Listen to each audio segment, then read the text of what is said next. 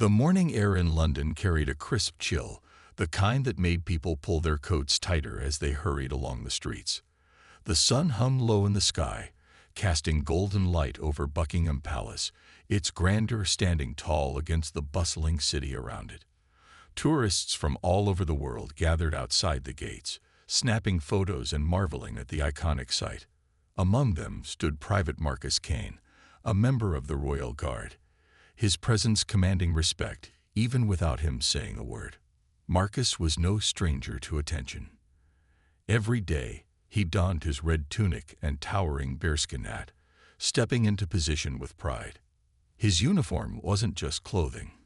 It was a symbol of duty, discipline, and honor. People often stopped to admire how still he stood, like a statue carved out of resolve.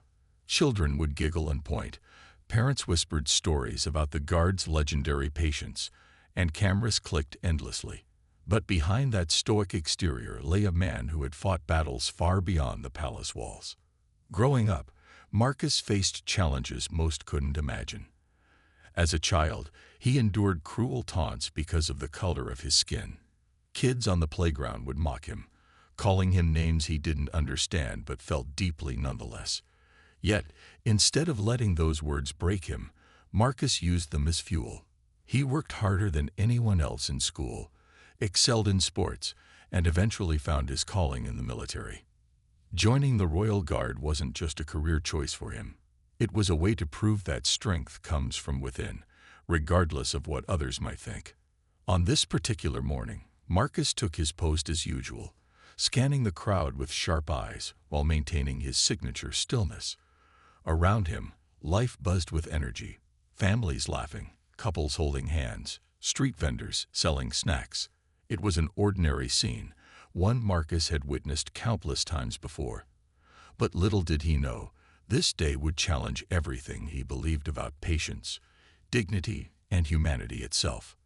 As the minutes ticked by, Marcus noticed a man weaving through the crowd. There was something off about him.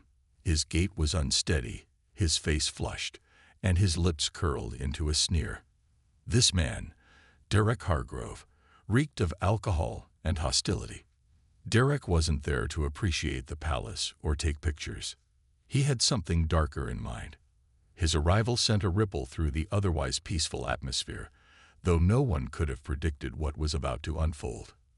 For now, Marcus remained focused, oblivious to the storm brewing just steps away. The crowd continued to murmur and move, unaware that this seemingly normal day was about to take a shocking turn.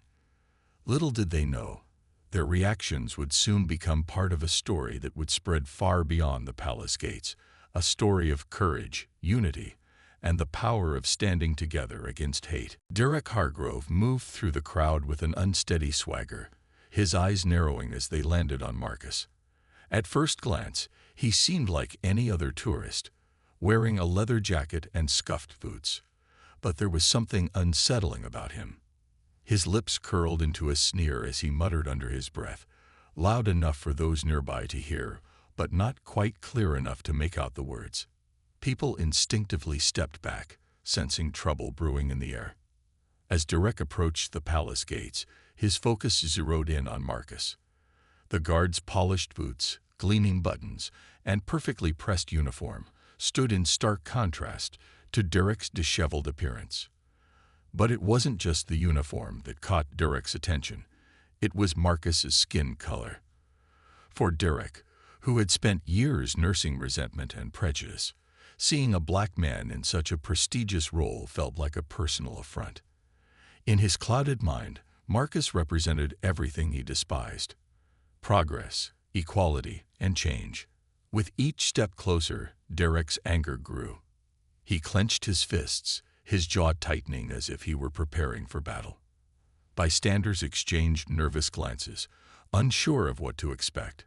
Some tried to intervene gently, urging Derek to keep moving or suggesting he take a photo instead. But their attempts only fueled his rage further.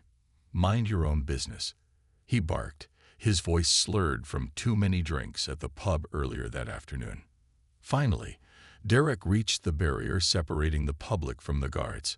Standing mere feet away from Marcus, he stopped and stared, his bloodshot eyes boring into the soldier's unwavering gaze. For a moment, there was silence, a tense pause where time seemed to stand still. Then, without warning, Derek leaned forward and spat directly into Marcus's face.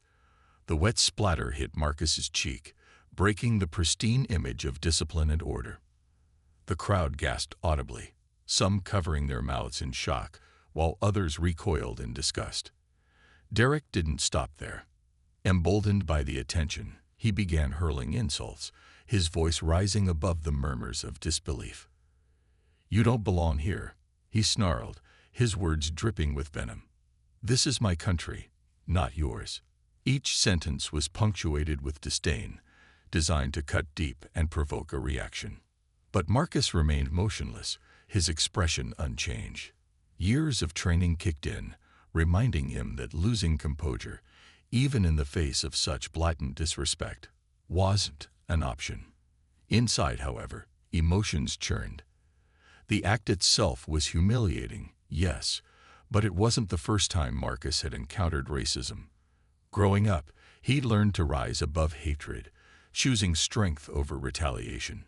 Still, standing there in full view of hundreds of people, feeling the weight of Derek's words and actions, tested every ounce of his resolve. Derek, meanwhile, appeared triumphant.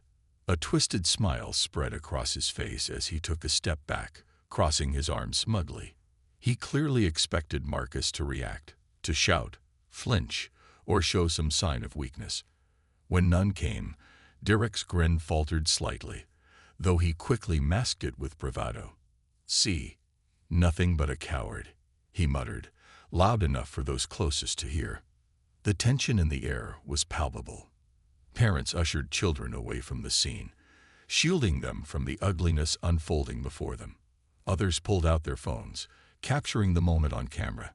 Some whispered encouragements to Marcus, assuring him they saw his strength, even if Derek didn't. Despite the chaos swirling around him, Marcus stayed rooted in place, his posture as steady as ever. For Derek, this moment was supposed to be a victory, a chance to assert dominance and prove his hateful beliefs. But as he looked around and noticed the growing disapproval in the crowd, a flicker of doubt crossed his mind. Unbeknownst to him, this single act of cruelty would set off a chain reaction, one that would expose his bigotry to the world and shine a light on the quiet courage of the man he sought to demean. As Derek stood there, arms crossed, and a smug grin plastered across his face, the world seemed to hold its breath. The crowd around him was eerily silent for a moment, as if everyone was waiting to see what would happen next. Marcus, still standing tall and unwavering, didn't move a muscle.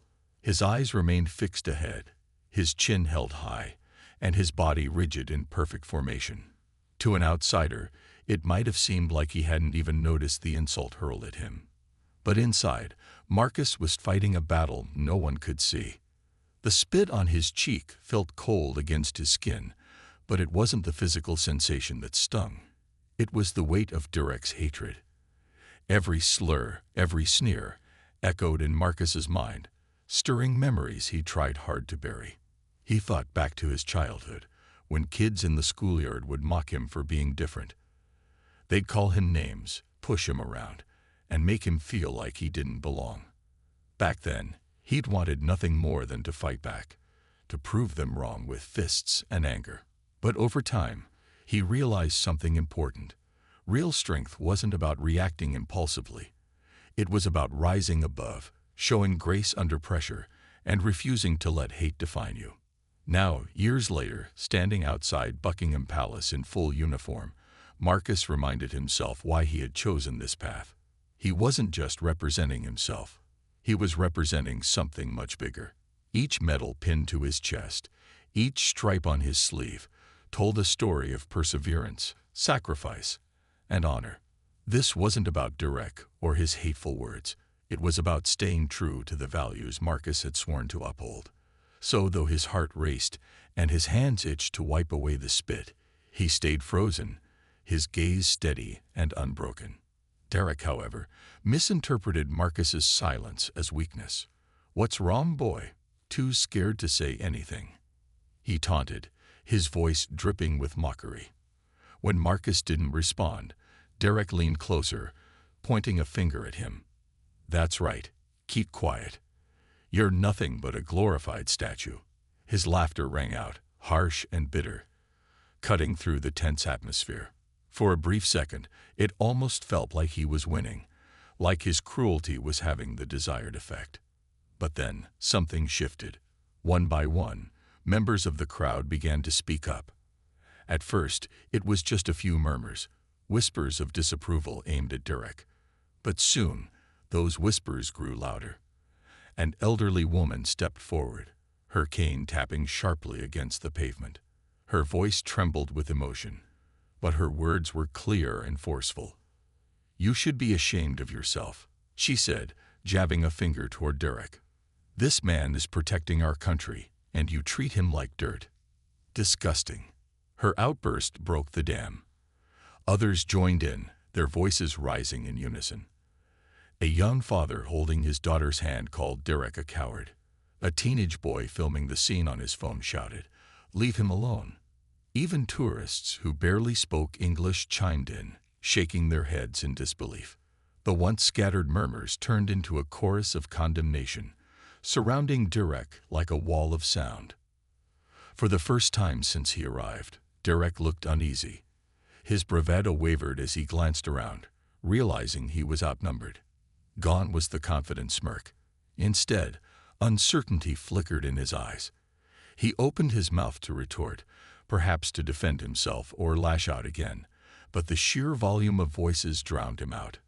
It was as though the entire crowd had banded together, united not just in defense of Marcus, but in rejection of the hatred Derek represented. Marcus, though unable to acknowledge the support due to protocol, felt it all the same.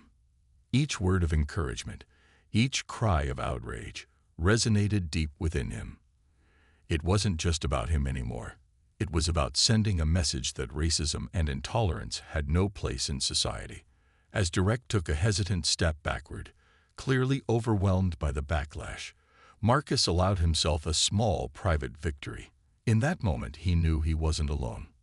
The people around him, strangers from all walks of life, had his back, proving that even in the darkest moments, humanity could shine through. The elderly woman's sharp rebuke hung in the air like a thunderclap, jolting the crowd into action. Her words weren't just a scolding. They were a rallying cry, igniting a fire within everyone who had witnessed Derek's hateful act. People began to close in, not aggressively but firmly, forming an invisible barrier between Derek and Marcus. The mood shifted dramatically. What had started as shock and disbelief transformed into collective defiance. It was clear that Derek's behavior wouldn't be tolerated. Not here, not today. "You think you're tough," a man in his 30s called out, stepping forward with his arms crossed. His tone was calm, but laced with authority. "Spitting on someone while they're doing their job. That's not bravery. That's pathetic." Others nodded in agreement, their expressions hardening as they stared Derek down. A teenage girl clutching her phone added, "Yeah, my little brother could do better than this." Her sarcasm drew nervous laughter from the crowd, easing some of the tension but also underscoring how absurd Derek's actions were. Derek, sensing the tide turning against him, tried to regain control of the situation. He raised his hands defensively, attempting to play the victim. Hey, relax. All right. It was just a joke," he stammered, his voice wavering. But no one bought it. The elderly woman scoffed loudly, shaking her head. "A joke? You call spitting in a man's face a joke? If that's your idea of humor, then you've got bigger problems than we thought." Her biting remark earned approving nods and murmurs of agreement from the growing number of onlookers. As more people joined in, Derek's confidence crumbled further. He glanced around nervously, searching for an escape route, but the crowd had closed ranks. Someone shouted, "We've got videos of what you did." Another chimed in, holding up their phone. "Yeah, and trust me, social media is gonna love this." Derek's face paled at the mention of being recorded. For all his bravado earlier, He hadn't considered the consequences of his actions being broadcast to the world. Now, the reality hit him like a freight train. His moment of cruelty wasn't going to stay confined to this square outside Buckingham Palace. Meanwhile, Marcus remained silent, his composure unshaken despite the storm swirling around him. Though protocol forbade him from engaging with the crowd or reacting to Derek, he couldn't help but feel a swell of gratitude. These strangers, united by nothing more than a shared sense of justice, were standing up for him when he couldn't stand up for himself. Their voices carried weight, drowning out Derek's hateful rhetoric and replacing it with messages of support and solidarity.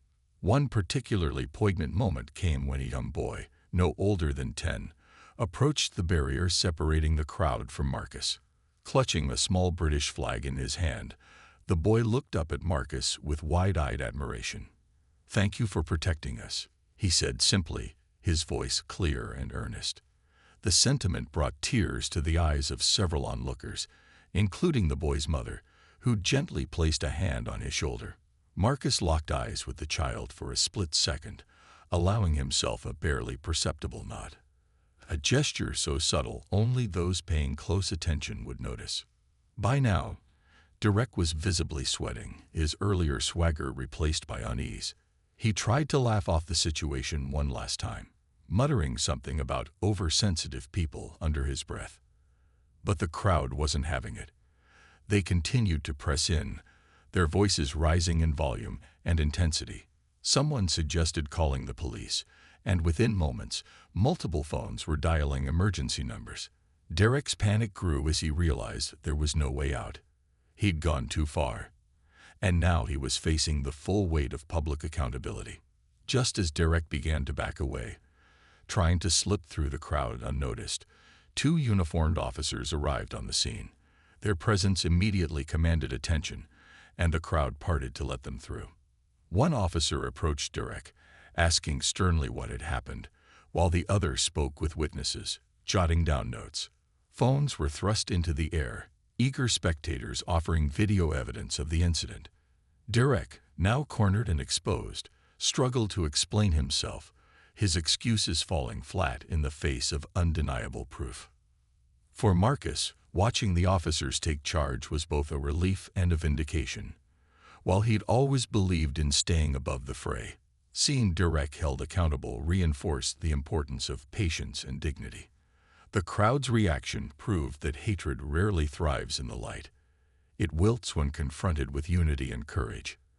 As Derek was led away, his shoulders slumped in defeat, Marcus allowed himself a fleeting moment of quiet triumph. This wasn't just his victory. It belonged to everyone who refused to stay silent in the face of injustice. As the officers led Derek away, his protests grew louder but increasingly desperate. "It was just a stupid prank," he shouted, trying to twist the narrative in his favor. But the crowd wasn't buying it anymore. They had seen the truth firsthand, his cruelty, his blatant disrespect, and the venom behind his actions. The two officers exchanged knowing glances as they listened to witnesses recount what had happened. Phones were passed around, videos played back, and statements written down. It became clear that Derek's behavior was far from harmless. It was a calculated act of racism meant to demean and humiliate. For Marcus, standing there under the weight of the moment, the scene felt surreal. He'd spent years training for situations like this, not necessarily dealing with racists or hostile crowds, but learning how to remain composed under pressure. Yet nothing could have prepared him for the emotional roller coaster of the past hour. The initial sting of Derek's actions had been replaced by a profound sense of gratitude. For the elderly woman who spoke up first, for the young boy with the flag, and for every single person who refused to let hatred go unchallenged. Their voices weren't just defending him. They were reaffirming the values he believed in: respect, equality, and unity. While one officer questioned Derek further, the other approached Marcus, offering a respectful nod. "Are you all right, sir?" he asked, his tone formal yet kind. Marcus gave a slight tilt of his head, the smallest acknowledgement allowed by protocol. But his eyes said everything. The officer seemed to understand, giving a reassuring smile before returning to his duties. It was a small gesture, but it carried immense meaning. Even amidst chaos, there was a shared understanding among those who served their community, a quiet bond forged through duty and honor. The crowd, however, showed no signs of dispersing. If anything, their energy intensified. People began chanting phrases like, "Stand against racism," and "Justice for Marcus." Some held up makeshift signs scrawled with messages of support, while others simply clapped and cheered. Parents lifted their children onto their shoulders so they could see Marcus better, pointing out his unwavering stance as an example of courage and resilience. Strangers hugged each other, united not just by anger toward Derek, but by pride in standing together for something greater than themselves. Word of the incident spread quickly, thanks in large part to social media. Within minutes, videos of Derek spitting on Marcus and the subsequent backlash from the crowd were uploaded online. Hashtags like #RespectForMarcus and #Notoricism began trending almost instantly, drawing attention from across the globe. News outlets picked up the story, broadcasting footage of the confrontation alongside interviews with eyewitnesses. One tourist from Canada described the event as a powerful reminder of humanity's capacity to rise above hate. A local journalist noted how the crowd's reaction demonstrated the strength of collective action, proving that even ordinary people can make extraordinary impacts. Back at the palace gates, Marcus finally lowered his rifle slightly, breaking formation just enough to meet the gaze of the cheering crowd. Though his face remained neutral, his eyes conveyed deep appreciation. For a brief moment, time seemed to stop. The noise faded into the background as Marcus locked eyes with individuals in the crowd, young and old, rich and poor, locals and visitors alike. Each person represented a thread in the fabric of society, woven together by compassion and determination. In that fleeting exchange, Marcus realized that this moment wasn't about him personally. It was about the power of unity to overcome division. As the officers escorted Derek into a waiting police van, the crowd erupted into applause. Children waved flags, adults raised fists in solidarity, and cameras flashed nonstop. Derek, now sitting handcuffed in the backseat, stared blankly ahead, his bravado completely shattered. For the first time in his life, he faced real consequences for his actions, and perhaps more importantly, he faced accountability from a community unwilling to tolerate prejudice. When the van drove off, the crowd lingered for a while longer, reluctant to let the moment fade. Someone started singing the national anthem, and soon, hundreds of voices joined in harmony. The melody filled the air, blending with the crisp autumn breeze and echoing off the palace walls. It was a fitting tribute, not just to Marcus, but to the ideals he stood for. As the song concluded, Marcus returned to his post, resuming his position with renewed purpose. This day would stay etched in his memory forever, not because of Derek's hateful act, but because of the overwhelming love and support that followed. The hours following Derek's arrest passed in a blur for Marcus, but the ripple effects of the incident only grew stronger. By midday, the video footage of the confrontation had gone viral, spreading like wildfire across social media platforms. Clips of Derek's hateful act were juxtaposed with images of Marcus's stoic resolve and the crowd's defiant response. The contrast was striking, a vivid portrayal of hate meeting courage and ultimately being overshadowed by unity. Hashtags like #RespectForMarcus, #StandAgainstRacism, and #CourageUnderPressure dominated Twitter and Instagram feeds worldwide, amplifying the story far beyond London. People from all corners of the globe weighed in, sharing their thoughts and support. A teacher from New York posted a heartfelt message about using Marcus's story to inspire her students to stand up against bullying. A veteran from Australia praised Marcus's discipline, calling him a true role model for what it means to serve with honor. Even celebrities joined the conversation, retweeting videos and urging their followers to reflect on the importance of fighting racism in all its forms. Messages poured in not just for Marcus, but also for the brave bystanders who had spoken up when it mattered most. Back at Buckingham Palace, Marcus tried to focus on his duties, but the outpouring of kindness made that difficult. Tourists approached the barriers, some leaving flowers or handwritten notes addressed to him. One note read, "You are a symbol of strength and dignity. Thank you for showing us how to handle hatred with grace." Another simply said, "We see you, and we're proud of you."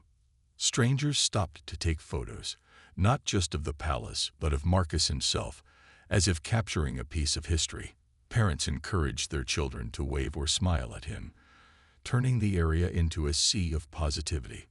Word of the incident eventually reached the highest levels of British society. Queen Elizabeth I, known for her deep appreciation of the armed forces, requested a private meeting with Marcus. The invitation came as a surprise, even to his commanding officers, but it underscored the significance of the moment. The next morning, Marcus found himself seated in one of the palace's elegant drawing rooms, sipping tea with the monarch herself. Her Majesty expressed her admiration for his unwavering composure and thanked him for representing the values of the Royal Guard so admirably. She also acknowledged the broader impact of the incident, noting that moments like these reminded everyone of the importance of standing firm against intolerance. News of the royal meeting spread quickly, adding another layer to the growing narrative. Newspapers ran headlines like "Queen honors heroic guard after racist attack" and "A nation stands with Marcus Kane." The coverage inspired communities across the UK to organize anti-racism rallies, using the incident as a catalyst for meaningful conversations about prejudice and inclusion. Schools held assemblies discussing the power of collective action, while workplaces hosted workshops on fostering diversity and respect. What had started as an ugly act of bigotry had transformed into a movement, a call to action for people everywhere to reject hatred and embrace empathy. For Marcus, the attention was overwhelming but humbling. He received thousands of messages, letters, emails, and social media comments from people sharing their own stories of overcoming adversity. Many expressed gratitude, saying his actions had given them hope during challenging times. Others vowed to follow his example, promising to speak up whenever they witnessed injustice. Reading these messages filled Marcus with a profound sense of purpose. This wasn't just about him anymore. It was about inspiring others to be better, to do better. Even within the military, Marcus became a source of pride. His fellow guardsmen patted him on the back, offering words of encouragement and respect. Commanding officers praised his discipline under unimaginable pressure, holding him up as an example for recruits. Some joked that he might soon become the face of the Royal Guard, though Marcus laughed it off, insisting he was simply doing his job. Still, he couldn't deny the weight of what had happened and the responsibility that came with it. As days turned into weeks, the momentum showed no signs of slowing down. Anti-racism campaigns gained traction, fueled by the memory of Marcus's quiet courage. Artists painted murals of him standing tall outside the palace gates, surrounded by a diverse crowd of supporters. Musicians wrote songs celebrating resilience and unity, dedicating their work to the spirit of the movement. Everywhere Marcus looked, he saw reminders of how one moment of hatred could spark a wave of change, if enough people chose to stand together. Through it all, Marcus remained grounded, focusing on the values that had guided him throughout his life. Weeks after the incident, Derek Hargrove's court hearing became a highly anticipated event. News outlets covered every detail, from his arrival at the courthouse to the testimonies given by witnesses. The courtroom was packed, not just with legal representatives and family members, but also journalists, activists, and ordinary citizens eager to see justice served. For many, this case wasn't just about punishing one man. It represented an opportunity to send a clear message: racism would not be tolerated. During the proceedings, prosecutors presented overwhelming evidence against Derek. Videos captured by bystanders left no room for doubt about his actions, and witness statements painted a damning picture of his behavior that day. One particularly powerful moment came when the elderly woman who had first confronted Derek took the stand. Her voice trembled slightly as she recounted the scene, describing how Derek's cruel act had shocked and angered her. "I've lived through wars, recessions, and countless changes in this world," she said firmly, looking directly at Derek. "But I'll never understand why someone would choose to spread hate instead of love." Her words resonated deeply, drawing nods of agreement from those present. Derek, for his part, struggled to defend himself. Initially, he attempted to downplay the incident, claiming it was just a joke gone wrong or a moment of bad judgment. But under cross-examination, his excuses crumbled. When asked why he targeted Marcus specifically, Derek hesitated before mumbling something about feeling disrespected. His vague response only highlighted the emptiness of his reasoning, further alienating him from the judge and jury. The verdict came swiftly. Derek was found guilty of assault and hate speech. In addition to a fine, he was sentenced to several months of community service and mandatory counseling sessions aimed at addressing his prejudiced beliefs. While some felt the punishment was too lenient, others saw it as a chance for Derek to confront his biases and potentially change for the better. As he was led out of the courtroom, heads bowed low, Derek looked smaller somehow, defeated not just by the law, but by the collective rejection of his hateful ideology. Meanwhile, Marcus continued to serve with quiet dignity, though his life had been forever altered by the events outside Buckingham Palace. He became a symbol of resilience, invited to speak at schools, community centers, and even international conferences. Each time he shared his story, Marcus emphasized the importance of patience, self-control, and unity. "Hatred thrives in silence," he often said, "but when we stand together, we can drown it out with compassion and understanding." His words inspired countless people to take action in their own lives, whether by challenging discriminatory behavior or simply treating others with kindness. The anti-racism movement sparked by the incident gained unstoppable momentum. Across the UK, cities organized marches and rallies, with participants carrying banners emblazoned with slogans like "Hate has no home here" and "Together we rise." Schools incorporated lessons on tolerance and inclusivity into their curriculum, belonging feel valued. Workplaces introduced new policies to ensure employees from all backgrounds could thrive without fear of discrimination. Even local businesses got involved, hosting fundraisers to support organizations fighting racial injustice. Artists played a crucial role in keeping the conversation alive. Murals dedicated to Marcus appeared in neighborhoods nationwide, depicting him alongside messages of hope and solidarity. Musicians released songs celebrating courage and unity, while filmmakers produced documentaries exploring themes of prejudice and perseverance. These creative expressions ensured that the story remained fresh in people's minds, reminding them of both the ugliness of racism and the beauty of collective resistance. For Marcus, the most rewarding aspect of the movement was seeing how it brought people together. Strangers reached out to thank him, sharing stories of how his example had encouraged them to face their own challenges with grace. Families wrote letters saying they'd started dinner table discussions about combating racism after hearing his story. Teachers reported that students were more willing to stand up for classmates being bullied. Everywhere he looked, Marcus saw proof that small acts of bravery could inspire widespread change. As months passed, Marcus returned to his routine at Buckingham Palace, standing tall as ever in his red tunic and bearskin hat. Yet now, when tourists approached to take photos or wave hello, they did so with a deeper appreciation for what he represented. To them, Marcus wasn't just a guard. He was a reminder that strength lies not in aggression, but in staying true to one's values, even in the face of hatred. Months turned into a year, and life for Marcus Kane settled into a rhythm that felt both familiar and profoundly different. The incident outside Buckingham Palace had etched itself into history, not just as an ugly moment of racism, but as a shining example of resilience and unity. For Marcus, the journey since then had been transformative. He was no longer just a soldier or a member of the Royal Guard. He had become a symbol of hope, courage, and quiet strength.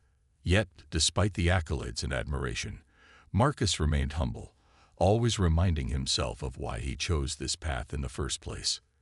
Derek Hargrove's story took a quieter turn. After completing his community service and attending counseling sessions, Derek began to reflect on his actions and the fallout they caused. At first, he resisted the therapy, dismissing it as unnecessary. But over time, something shifted. During one session, his counselor encouraged him to write letters of apology to those affected by his behavior. Though hesitant, Derek agreed, pouring his thoughts onto paper. One letter, addressed to Marcus, stood out. In it, Derek admitted that his actions stemmed from deep-seated insecurities and ignorance. "I didn't understand what it meant to respect someone else's humanity," he wrote. "But I'm learning now, and I want you to know I'm sorry." While Marcus never responded directly to the letter, he appreciated the sentiment behind it. Forgiveness wasn't about excusing what Derek had done. It was about acknowledging growth and change. When news of Derek's efforts towards self-improvement reached the public, reactions were mixed. Some dismissed it as too little, too late, while others saw it as proof that people could evolve if given the chance. Regardless, Derek's transformation served as another reminder that hate could be unlearned, even when it seemed deeply entrenched. Back at Buckingham Palace, Marcus continued his duties with unwavering dedication. But beyond his role as a guard, he embraced opportunities to share his story. Schools invited him to speak at assemblies, where wide-eyed students listened intently as he talked about perseverance, dignity, and the importance of standing up against injustice. Community centers hosted workshops led by Marcus, focusing on fostering empathy and understanding among diverse groups. His presence inspired people of all ages to confront prejudice head-on, proving that leadership came not from titles, but from actions. The ripple effects of that fateful day extended far beyond London. Anti-racism movements gained traction worldwide, fueled by the memory of Marcus's stoic response and the crowd's defiant support. Cities across Europe, North America, and beyond organized events celebrating diversity and inclusion. Social media campaigns encouraged individuals to challenge discriminatory behavior in their daily lives, using hashtags like #BeTheChange and #StandTogether.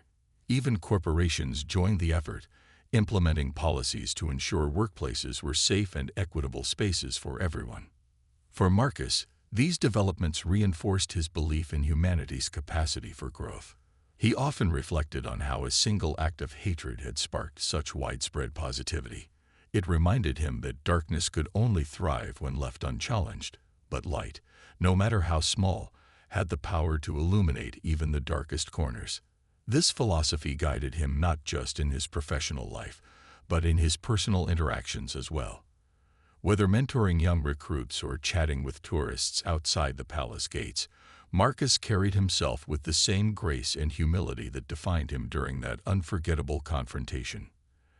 As the years passed, Marcus occasionally thought about Derek. While their paths never crossed again, Marcus hoped that Derek found peace, not just with others, but with himself. Redemption wasn't easy, but it was possible, and Marcus believed everyone deserved a second chance if they truly sought to make amends. In the end, the story of that autumn morning became more than just a tale of conflict and resolution. It was a testament to the enduring power of compassion, the strength of collective action, and the belief that even in moments of ugliness, humanity could rise above.